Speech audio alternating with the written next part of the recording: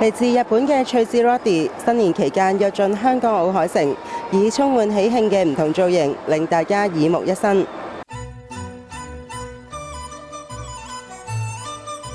全世界第一隻用中式傳統圖案做設計嘅新春版 Roddy， 化身成為5米高巨型裝置，躍進香港奧海城商場。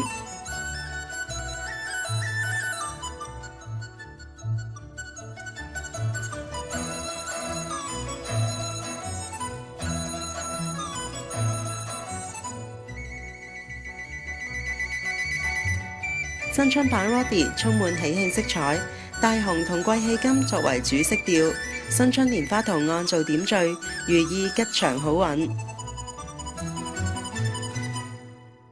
喺展覽上同大家一齊共迎新春嘅，仲有我身後呢啲高1.3米，用唔同主題設計造型嘅 Roddy， 用428塊11厘米高、唔同口味嘅丹麥麵包打造嘅麵包 Roddy， 寓意來年五穀豐收。香港心意坊用8000米嘅毛冷製成呢一隻毛冷 Roddy 着住福字圖案嘅唐裝，頭上仲戴住卜帽，寓意來年豐衣足食。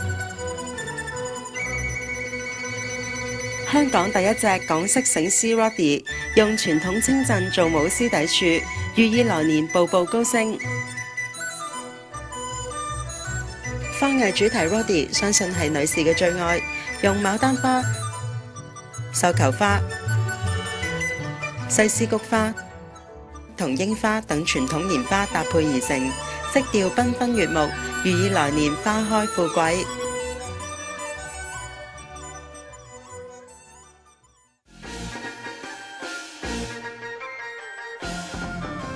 而家喺奧海城，用信用卡或者八達通呢啲電子貨幣消費滿指定金額，加上當日最多2張唔同商戶嘅機印發票，就可以換領到多款特別版 Roddy 精品，唔好錯過。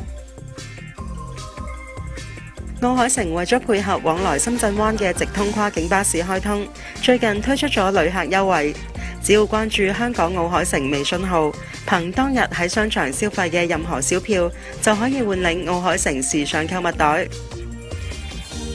消費滿港幣800蚊就可以獲贈直通巴士車票1張，消費滿港幣1000蚊就可以獲贈港幣50蚊萬寧禮券，而每個月8號、18號同28號仲可以獲得雙倍優惠，快啲趁住新春旺季嚟奧海城 shopping 啦！